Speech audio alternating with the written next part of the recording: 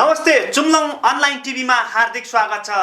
आज हामी कुराकानी गरिरहेका छौँ विशेष गरी याखा चुम्मा समाज अथवा समुदायमा अहिले जाति, भाषा, संस्कृतिको विषयमा कसरी आफ्नो मौलिकतालाई बचाउने काम हुँदैछ अथवा उनीहरूले आफ्नो संस्कार, संस्कृति, भाषालाई कसरी अगाडि बढाइरहेका छन् समुदायगत रूपमा। र नजिकै गरेको राष्ट्रिय जनगणना 2078 मा उनीहरूले आफ्नो समुदायलाई राष्ट्रिय स्तरमा स्थापित गराउनको निमित्त कस्तो पहल गरिरहेका छन् त? उनीहरूले राष्ट्रिय स्तरमा आफूलाई स्थापित गराउन, आफ्नो पहिचानलाई स्थापित गराउन कस्तो भूमिका खेलिरहेका छन् त? आज हामी यिनै विषयसँग सम्बन्धित रहेर कुराकानी गरिरहेका छौँ। आज हाम्रो स्टुडियोमा हुनुहुन्छ याखा छुम्माका अध्यक्ष लीलबहादुर रोग। कार्यक्रममा हार्दिक स्वागत छ तपाईलाई। धन्यवाद। सेवा, नमस्कार। अहिले याखा चुम्मा समुदायले विशेष गरी याखा समुदायको लागि के गर्छ बताइदिनुहोस् न। किराँत याखा छुम्मा हाम्रो विधान त के छ भने अल्पसंख्यक याखा जातिको भाषा, संस्कृति, परम्परा, रीतिरिवाजलाई बचाउनको लागि, त्यसको संरक्षण सम्वर्धन गर्नको लागि स्थापित भएको संस्था हो र त्यही कामको लागि संस्था केन्द्रीय समिति भयो, प्रादेशिक रूपमा जिल्ला स्तरमा र स्थानीय तहमा पनि त्यहीसँग सम्बन्धित कामहरू गर्ने प्रयास गरिरहेको छ। अब यस्तो छ, अब याखामा विशेष गरी याखा भाषा यो शङ्खसभा जिल्लातिर, इभन धनकुटा, इलाम, पाँचथरतिर बोलिने जुन भाषा छ त्यो भाषाको लागि चाहिँ एउटा संस्थासँग मिलेर हाम्रो संस्थाको केन्द्रीय सचिव भरत याखाले यसमा चाहिँ पठन पाठन गर्ने काम पनि गर्नुभएको छ। योभन्दा अगाडि पनि पूर्व महासचिव, पूर्व केन्द्रीय सदस्य उहाँहरूले याखा भाषा सम्बन्धी शब्दकोश निर्माण गर्ने काम गर्नुभएको छ। त्यसै गरी संस्कृतिको क्षेत्रमा पनि अब आलेखहरू तयार गरेर, डकुमेन्टहरू तयार गरेर विभिन्न ठाउँमा आफ्नो संस्कृतिको संरक्षण गर्नुपर्छ, भाषाको संरक्षण गर्नुपर्छ भनेर लागिरहेको अवस्था हो। यो भाषा संस्कृतिलाई किन संरक्षण गर्नुपर्ने देखियो? अब कुनै पनि जातिको आफ्नो मौलिकता भनेको, उसको पहिचान भनेको भाषा हो। भाषा रह्यो भने त्यो जातिको मौलिकता पनि बस्दछ, त्यो जातिको संस्कृति पनि बस्दछ। भाषै भयो भने उसको मौलिकता, उसको पहिचान हराएर जान्छ, सदाको लागि हराएर जान्छ। त्यसो भएको हुँदाखेरि पहिलो प्राथमिकता भनेको संस्थाले आफ्नो यो लोपोन्मुख अवस्थामा भएको भाषा साथसाथै संस्कृतिलाई पनि बचाउनुपर्छ भनेर संस्था लागि परेको अवस्था हो। भनेपछि तपाईँको जुन भाषा सिकाउने काम भइरहेको छ, तर सिक्नेले कसरी लिइरहेको छ, तपाईँको अनुभव के छ बताइदिनुहोस्। अब यस्तो छ, अब हामी याखाहरू अलिकता अल्पसंख्यक रूपमा छौँ र हाम्रो नेपालको सिङ्गो संरचना कस्तो छ भने कि विभिन्न समुदायहरू मिलेर बनेको छ। त्यसले गर्दाखेरि अब याखा जातिमा पनि बाह्य अन्य भाषा, नेपाली होस् अथवा अङ्ग्रेजी हो, होइन, विभिन्न बाह्य अन्य भाषाहरूको चाहिँ यसको प्रभाव परिरहेको अवस्था छ। अहिले युवा पिँढीमा विशेष गरी बाहिर जाने जुन प्रभाव छ, त्यसले गर्दाखेरि पनि अब यो अल्पसंख्यक याखा जातिहरूको भाषामा, संस्कृतिमा ठुलो असर पुगिरहेको अवस्था हो। र यसलाई चाहिँ हामीले अब स्थानीय स्तरमा, विद्यालय स्तरमा नै कक्षा 5 सम्म पठन पाठन गराउनु पर्छ भनेर हामीले विशेष गरी पहल गरिरहेका छौँ। अब यो संविधानले पनि व्यवस्था गरे अनुसार अब यसलाई आफ्नो ठाउँमा जहाँ याखाहरू बसोबास गरेको छ त्यहाँ चाहिँ यो मातृभाषालाई पठन पाठन गराएर अब एक अर्कामा बोलीचाली प्रयोग गरेर, भाषा प्रयोग गरेर पनि यसलाई संरक्षण गर्नुपर्छ भनेर एउटा अभियानको रूपमा हामीले लागिरहेको छौँ। भनेपछि अब याखा भाषाबाट सरकारी स्कुलहरूमा अथवा तपाईँहरूको क्षेत्रमा प्राइभेट लेभलमा पनि पढाइ गराउने ठुलो पहलमा हुनुहुन्छ तपाईँहरू। हजुर, अब यो हाम्रो पहल त्यतातिर नै केन्द्रित छ। यद्यपि हामीले अब सफलता प्राप्त गरिसकेको अवस्था होइन। हाम्रो आफ्नो स्थानीय तर्फबाट चाहिँ त्यो पहल चाहिँ जरुर भइरहेको छ। त्यसमा सबै अब याक्खा जातिहरू याक्खाहरू लागिरहेको अवस्था हो। बताइदिनुहोस् न, तपाईँको याक्खा समुदायलाई अथवा भाषाको जुन अहिले कुरा गर्दै हुनुहुन्छ, तर यो भाषा बचाएर के गर्ने? होइन, अब यो भाषा भनेको यो याक्खा जातिको लागि मात्रै होइन। नेपालमा 123 भाषाहरू बोलिन्छ। यसमा अहिले भाषा आयोगले अध्ययन गरेर 8वटा भाषालाई चाहिँ फेरि थप गरेको छ। कुन कुन भाषा बताइदिनुहोस्? अब त्यसमध्ये अब याक्खा जातिकै यो धनकुटा जिल्लामा बसोबास गर्ने मारे कटहरी को वडा नम्बर 1, 2, अहिले त्यसलाई महालक्ष्मी नगरपालिका भन्छ, वडा नम्बर 1 र 2, 7 वडा नम्बर, अनि त्यस्तै गरी वडा नम्बर 5, त्यसै गरी अब पाखरीबास नगरपालिकाको घोर्लीखर्क क्षेत्रमा बोलिने गरेको भाषा हो। तर के छ भने अहिले मारेकमा मात्रै, जुन मारेकी भाषा भनेर भाषा आयोगले एउटा अध्ययन गरेर सिफारिस गरेको छ, मारेकमा मात्रै त्यो पनि के छ भनेदेखि अहिले नयाँ पिँढीले करिब 5% मात्रै बोल्छ, नयाँ बच्चाहरूले। होइन, तपाईँहरूले किन सिकाउनु भएन? तपाईँहरू चुक्नु भयो। होइन, यो जरुर हो, तपाईँले भनेको कुरो सही हो। तर यो अघि पनि मैले भने, यो चुक्नु भनेको के छ भनेदेखि यसको बाह्य प्रभाव। हाम्रो अब समाज के छ भनेदेखि अधिकांश मान्छे विदेश लाहोर जाने, त्यस भएन अरब मलेसिया जाने, त्यति मात्रै होइन, अलिकति पढाइ लेखेका मान्छेहरू त्यहाँबाट चाहिँ अब सहर बजारमा प्रवेश गर्ने, फर्केर नजाने, आफ्नो भाषा नबोल्ने, संस्कृति नबोल्ने कारणले गर्दाखेरि समुदायकै मान्छेहरूमा चाहिँ चुकेको। अहिले तपाईँहरूको समुदायमा पढेको लेखेको र विदेश जाने मान्छेहरूले बाहिर गएपछि आफ्नो भाषा बिर्सिनु पर्छ भनेर सिकेर आउने हो कि त्यसरी नै सिकाउनुहुन्छ? के छ? होइन, हामीले सिकाउने भन्दा पनि अब यस्तो भयो, यसले दुईवटा कुराहरू हुनसक्छ। एउटा कुरा अवसरका कुरा हुन्, अघि पनि मैले भने बाह्य प्रभाव, होइन। अब यो भाषा बोलेर के हुन्छ त? त्यसबाट फाइदा के छ त्यो पनि मान्छेले हेर्दो रहेछ।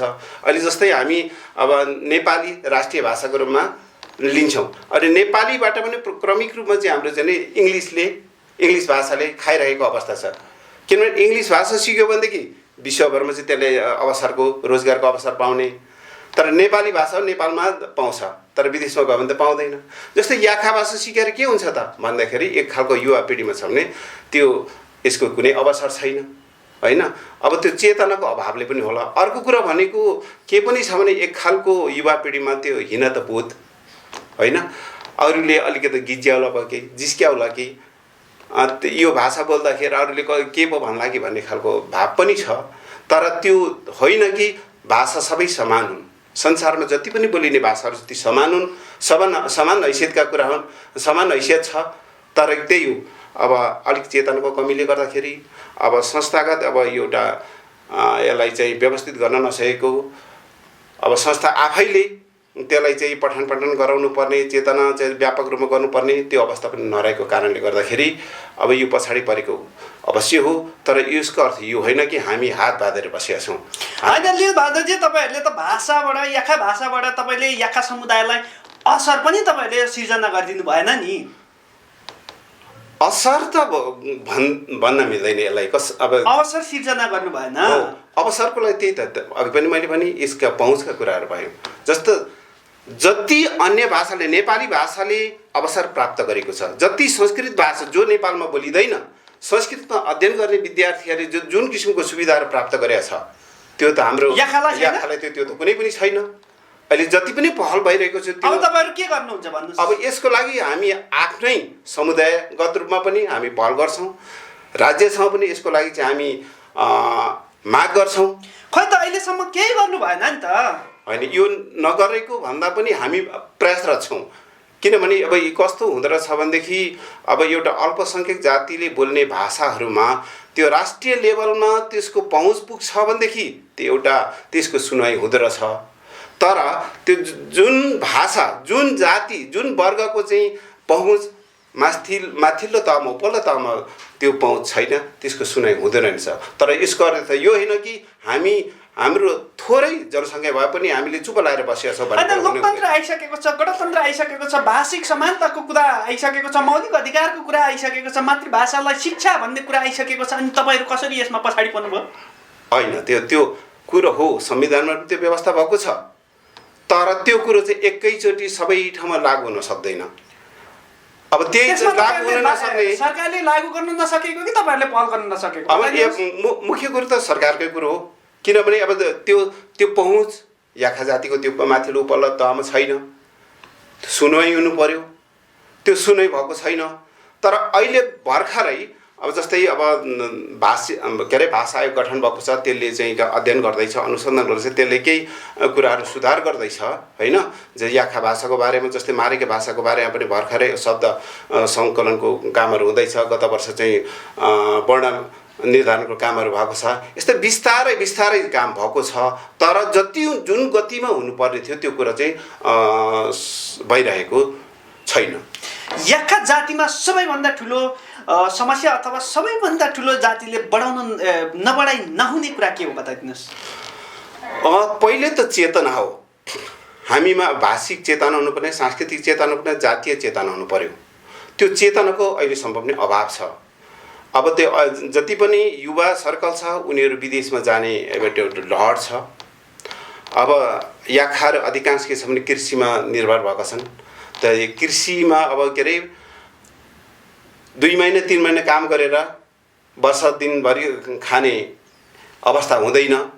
होइन, अल्छी भए पनि भन्छ नि सबै जातिहरू, याक्खा जातिहरू अल्छी भए, काम गर्दैन, बाहिर विदेश सजिलो बाटो मात्र रोजे। त्यो कुरा तपाईँको भनाइमा केही सत्यता छ, तर त्यो आम रूपमा हाम्रो समाज जस्तो बनेको छ त्यही अनुसार नै जाने रहेछ।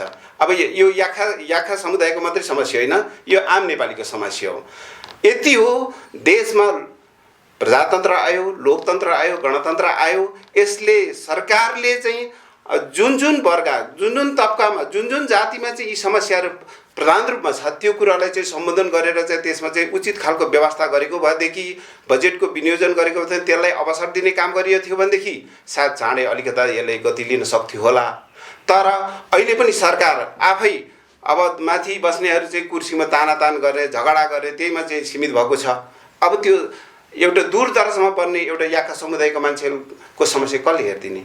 एउटा हाम्रो पनि पहल गर्नु भएन भन्ने सरकारले विशेष गरी तपाईँहरूलाई आरोप लगाइरहेका छ। अब आफू काम नगर्ने, आफू देशमा दुःख गर्न नमान्ने, बाहिर मात्र जाने, क्षणिक सुख मात्र हेर्ने, त्यसले गर्दा चाहिँ स्थानीय स्रोत र साधन बारी अहिले लडिराखेको छ।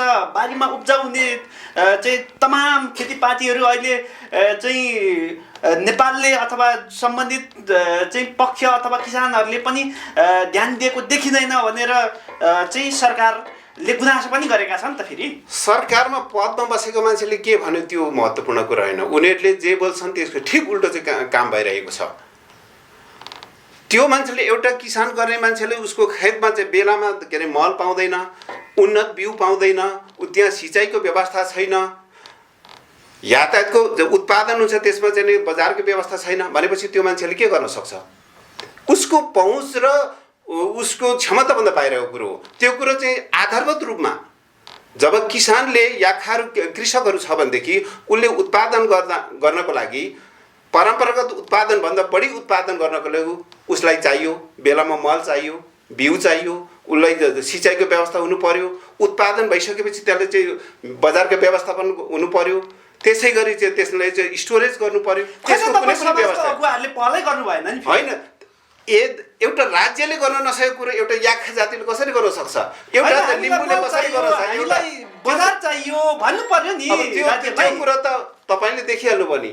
जस्तै सम्बन्धित मन्त्रालयले मल मगाउँदाखेरि बेलामा मल उपलब्ध गर्न सक्दैन मन्त्रालयले, राज्यले गर्न सक्दैन भने याखाले कसरी गर्न सक्छ? एउटा दूर दर्जनमा बसेको एउटा आदिवासी जनजातिले कसरी गर्न सक्छ? तर उसले परम्परागत रूपमा जुन कुरा सिकेको छ त्यसलाई आधुनिकीकरण गर्ने सवालमा, त्यसलाई अलिक बढी चाहिँ के अरे उत्पादन गर्ने सवालमा उनीहरू लागिरहेको छन्। त्यो सरकारको पहलबाट होइन भने व्यक्तिगत रूपमा पनि विभिन्न उन्नत तरिकाको कृषि खेती कसरी गर्न सकिन्छ। अब के अरे अब भङ्गुर पालन भयो, बाख्रा पालन भयोदेखि लिएर विभिन्न कुरामा मान्छे लागेको छ, नलागेको होइन। तर जुन मात्रामा गर्नुपर्ने हो सरकारले उसलाई चाहिँ नि उचित मलबिउको अलावा उसलाई चाहिँ ऋण दिनु पर्यो। काम गर्ने मान्छेले ऋण चाहियो, त्यो दिन सकेका छैन। होइन, अनुदान वर्षपछि दिइरहेछ नि, तपाईँहरू जानुहुन्न? अनुदान दिने त कसरी पाएको छ भने जसले पेपर राम्रो बनाएर चाहिँ के अरे उसले कुनै फिल्डमा कुनै काम गरेको छैन, टाठो बाठोले त्यो अनुदान लिएको छन्। तर जो कृषक छ, जो कृषक छ त्यो कृषकले पाएको छैन। जो मान्छे अघि पनि भनियो हाम्रा मान्छेहरू अधिकांश विदेशमा जाने, युवा पिँढीहरू विदेशमा जाने चलन छ। ती युवा पिँढीहरू अब के अरे 50 डिग्रीको घाममा चाहिँ डढेर चाहिँ उनीहरू चाहिँ काम गरिरहेको छन्। उनीहरूको चाहिँ अब घरमा बिजोग छ। तपाईँहरूले पनि यही गर्नुपर्छ भनेर सिकाउनु भएन नि? फेरि हामी त त्यसको लागि त हामीसँग त साधन स्रोत हुनु पर्यो नि। हामीले त उनीहरूलाई एउटा चेतना विकास गराउने हो। तर हामीले त उनीहरू त लु यो त तिमीले चाहिँ यो मल लैजाऊ, यो बिउ लैजाऊ, लु तिमीलाई चाहिँ यो बङ्गुर पाल्नको लागि यो पाठा लैजाऊ भन्ने स्थितिमा त छैन कि। त्यसको लागि चाहिँ संस्था चाहिँ मजबुत हुनु पर्यो। बल्ल बल्ल हाम्रो समुदायले आफ्नै बलबुताले चाहिँ एउटा केन्द्रीय कार्यालय धरानमा चाहिँ हामीले करिब 3-4 करोडमा अब सामुदायिक भवन र एउटा के अरे केन्द्रीय कार्यालय बनाएको अवस्था छ भने अब त्यो पनि सबैको छ। त्यहाँ विशेष गरी धरान निवासी साथीहरूको योगदान छ। हाम्रै याखा जातिका विभिन्न देशमा बसोबास गर्ने युके हङकङदेखि लिएर अमेरिकादेखि लिएर सिङ्गापुरदेखि लिएर विभिन्न अरबमा सिङ्गापुरमा काम गर्ने दाजुभाइहरूको योगदान छ। र सीमित रूपमा हाम्रो आफ्नो पहलबाट विशेष गरी हाम्रा बुद्धिजीवीहरू अग्रजहरू हाम्रा प्रमुख सल्लाहकारज्यू गणेश देवनज्यू लगायतका टिमले चाहिँ विदेशबाट पनि केही अब अनुदान ल्याउनु भएको छ। त्यसबाट चाहिँ हामीले एउटा केन्द्रीय कार्यालय स्थापना गर्न सकेका छौँ। हामीसँग प्रशस्त पुँजी छैन, हामीसँग त्यो सामर्थ्य छैन। त्यो नभएपछि हामीले लु गर्छौँ भनेर पनि हामीले गर्न सक्ने अवस्था छैन। त्यसैले हाम्रो फेरि पनि भनाइ के छ भनेदेखि कि जो कृषक छ त्यसलाई उचित रूपमा चाहिँ मल बिउ पानी के अरे सिँचाइको व्यवस्था गर, त्यसको चाहिँ स्टोरेजको व्यवस्था गर, बजारको व्यवस्था गर, त्यो माग छ। जो चाहिँ पढ्न चाहन्छ तिनीहरू चाहिँ उचित रूपमा पठन पाठन व्यवस्था हुनु पर्यो। जो ल विदेशै जान चाहन्छ भने पनि कतिपय अब बाध्यता हुनसक्छ, त्यसको लागि पनि एउटा सिप सिकाएर गयो भने उसको आय आर्जन बढी हुनसक्छ होइन, उसले राम्रो काम पाउन सक्छ। त्यो व्यवस्था गर्यो भनेदेखि उसको आम्दानी बढ्न सक्छ। तर त्यो कुनै पनि व्यवस्था नहुँदाखेरि केवल संस्थाले यो गरिनस् त्यो गरिनस् भन्न चाहिँ त्यो न्यायसङ्गत हुँदैन भन्ने मेरो मान्यता हो। अब बताइदिनुहोस् न, अब नजिकिँदै गरेको राष्ट्रिय जनगणना 2078मा तपाईँहरूको भूमिका के हुने तपाईँहरूको समुदायको लागि? निश्चित रूपमा यो एकदम गहन प्रश्न सोध्नुभयो।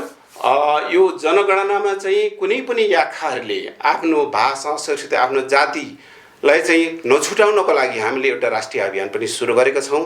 यसमा चाहिँ विभिन्न इलेक्ट्रोनिक्स मिडियाहरू प्रिन्ट मिडियाहरू भयो र अब व्यक्तिगत रूपमा पनि अब को कहाँ छ अलिक सचेत युवाहरूले चाहिँ जनगणनाको बेलामा चाहिँ आफ्नो जातिको महलमा याखा जाति लेख्ने, धर्मको महलमा चाहिँ किराँत लेख्ने, भाषामा चाहिँ याखा भाषा लेख्ने, अब दोस्रो भाषा याखा भाषा लेख्ने, यी कुराहरू चाहिँ हामीले व्यापक रूपमा काम गरिरहेको छौँ। यो हाम्रो याखा सुम्बाले मात्रै नभएर हामीले किराँत जन्य संस्थाहरू सबै मिलेर पनि जसको जहाँ पहुँच पुग्छ त्यसमा चाहिँ आफ्नो नजिकको अब भाषा जातिहरूको चाहिँ प्रचार प्रसार गर्नको लागि सहयोग गर्नुपर्छ भनेर हामीले काम गरिरहेको अवस्था हो। होइन, यो याखा भाषा याखा धर्म अथवा याखा चाहिँ संस्कृति नलेख्दा चाहिँ के हुने राष्ट्रिय जनगणनामा? अनि यो नलेख्ने बित्तिकै हाम्रो आफ्नो मौलिकता नै हाम्रो पहिचान गुम्छ। यो त लेख्नै पर्छ। कसरी गुम्छ बताइदिनुहोस्? किनभने अब यो त जस्तै हाम्रो याखारमा के छ भने यो विभिन्न छ। हाम्रो कसैले लिम्बू लेखेको छ, कसैले राई लेखेको, कसैले जिमी लेखेको छ, कसैले देवान लेखेको छ, कसैले अब आफ्नो थर लेखेको छ। त्यो जाने बित्तिकै त्यो सब छरिएर याखाको पहिचानै सकिने स्थिति भयो। त्यसैले गर्दा सबैले कुन जाति भन्दाखेरि डकुमेन्ट्समा जे लेखेको त भए तापनि अब लेख्दाखेरि जिमी लेखेको छ भने उसले याखा जातिको महलमा याखा लेख्ने, देवान लेखेको छ भने पनि उसले याखा के अरे जातिमा याखा लेख्ने, अथवा अन्य विभिन्न जे लेखेको छ जेसुकै लेखे पनि उसले जुन आत्मामा उसले आफू याखाउँ भन्छ त्यसले चाहिँ जातिको महलमा चाहिँ याखा लेख्नुपर्छ भनेर होइन हिजो देवन लेखिराखेको मान्छेले चाहिँ किन याखा नै लेख्नुपर्ने? अब त्यो केही अब साथीहरू त्यसमा भ्रमवश लाग्नु भएको छ। अब हाम्रो भनाइ चाहिँ के छ भने देवान भनेको एउटा बगरी हो, एउटा जिम्मेवारी हो, बेग्लै अब त्यो जाति होइन। जाति हुनको लागि बेग्लै जाति हुनको लागि उसको टेरिटोरी हुनु पर्यो, पुर्खेलले थलाउनु पर्यो, उसको संस्कार संस्कृति बेग्लै हुनु पर्यो होइन, उसको भाषा बेग्लै हुनु पर्यो। त यी कुराहरूमा चाहिँ देवन साथीहरू सबै होइन, फेरि एकाध मान्छे मात्रै हुनुहुन्छ। त उहाँले जुन कुरा अब बहसमा ल्याउनु भएको छ त्यसमा उहाँहरूको पृथक छैन। त्यसै भएको हुँदाखेरि उहाँहरू बेग्लै जाति होइन भन्ने हाम्रो चाहिँ भनाइ हो। भनेपछि देवन जिमी लगायत याखा भित्रै पर्छ भन्नु खोज्नु भयो तपाईँले? एक्ज्याक्टली। त्यसपछि मात्र याखाको समग्र एउटा पहिचान राम्रोसँग स्थापित हुन्छ भन्नु भयो। अब यति बेला हामी आफै एउटा सानो समुदाय छ, त्यसमा चाहिँ एक अर्कामा चाहिँ विभाजन भएर अब एक अर्कामा चाहिँ बाजेर अब यो जुवाको लडाइँ गर्यो भनेदेखि हामी कुनै पनि गन्तव्यमा पुग्न सक्दैनौँ। हामी सबै कसैले मेरो जिमी आएन, मेरो देवन आएन त्यो ठाउँमा भन्दा होला नि त फेरि। अब त्यो हिजो के थियो त्यो बेगल कुरो भयो। तर अहिलेको अवस्था भनेको सबै जुन तरिकाले जेसुकै लेखिएको त भएन पनि समग्रमा हामी सबै याखा हौँ र याखामै समेटियो भने मात्र हाम्रो आफ्नो पहिचान स्थापित हुन सक्छ। भनेपछि राष्ट्रिय स्तरमा तपाईँहरूको जिमी देवन जे भए पनि त्यो समग्र रूपमा याखाले त्यसलाई समेट्न सक्छ। एक्ज्याक्टली। त्यसो भने मात्रै तपाईँहरूको अल्पसङ्ख्यक अथवा याखा जिमीहरूको एउटा राष्ट्रिय स्तरमा आफ्नो पहिचान स्थान गराउन सफल हुनुहुन्छ। तपाईँले भन्नु खोज्नुभएको त्यही हो? हाम्रो अभियान पनि त्यही हो। अभियान पनि त्यही हो। भनेपछि यो अभियानलाई कसरी कार्यक्रमहरू गरेर लाँदै हुनुहुन्छ कि काठमाडौँ मात्रै बसेर बोल्दै हुनुहुन्छ? होइन, काठमाडौँ मात्रै होइन, हाम्रो अब जिल्ला समिति छ, प्रदेश समितिहरू छ, स्थानीय निकायको समितिहरू छ होइन। अब त्यसलाई सक्रिय बनाएर तिनीहरूलाई प्रशिक्षण गराएर अब व्यक्तिगत रूपमा भेटिने साथीहरूले उनीहरूले पनि अब सम्झाएर जाने हो। अब यसमा चाहिँ झगडा गरेर एकअर्कामा चाहिँ जुवाको लडाइँ गरेर हामी कहीँ पनि गन्तव्यमा पुग्न सक्दैनौँ। होइन, आन्तरिक रूपमै तपाईँहरू विभाजन देखिन्छ नि, कसरी आन्तरिक रूपमा पहिले कसरी मिल्ने त? अब यो विभाजन चाहिँ म भन्दिनँ, हाम्रो यो विभाजन होइन। अब छलफल बहसहरू केही एङ्गलबाट उठ्छन्। अब यो चाहिँ समग्र देशकै स्थिति यो छताछुल्ला भइरहेको अवस्थामा याखा नै त्यसको अछुतो रहन्छ भन्ने पक्षमा त म छैन। हामी समग्रमा त्यस्तो के अरे फुट भएको अवस्था होइन। हाम्रो भाषा एउटा भन्नेले अहिले मारेको भाषा त्यहाँ थपिएको छ, त्यो भए पनि त्यो याखै हो। याखा जातिभित्रको एउटा एक क्षेत्रमा बोल्ने भाषा हो। जस्तै राईहरूको 26वटा भाषाहरू अझै जीवित छ नि, लेखिएको छ। त्यस्तै गरी याखाको पनि एउटा मारेक एरियामा बोल्ने भाषा बोलिए तापनि हामी सबै एक याखै हो। हाम्रो संस्कृति एउटै छ, हाम्रो भाषा दुईटा छ र हाम्रो टेरिटोरी भनेको पनि करिब एउटै हो। त्यसैले गर्दा हामी छुट्टै भन्ने कुरा प्रश्नै उठ्दैन। तपाईँहरूमा अहिले दुईटा भाषा छ। कार्यक्रममा समय दिनुभयो, तपाईँलाई धेरै धेरै धन्यवाद छ। धन्यवाद। तपाईँहरूले एउटा मौका दिनुभयो, हाम्रो संस्थाको बारेमा, हाम्रो जातिको बारेमा स्पष्ट पार्ने अवसर दिनुभयो। यसको लागि चाहिँ चुम्लुङ टिभी, अनलाइन टिभीलाई पनि धेरै धेरै धन्यवाद र तपाईँले पनि धेरै धेरै धन्यवाद।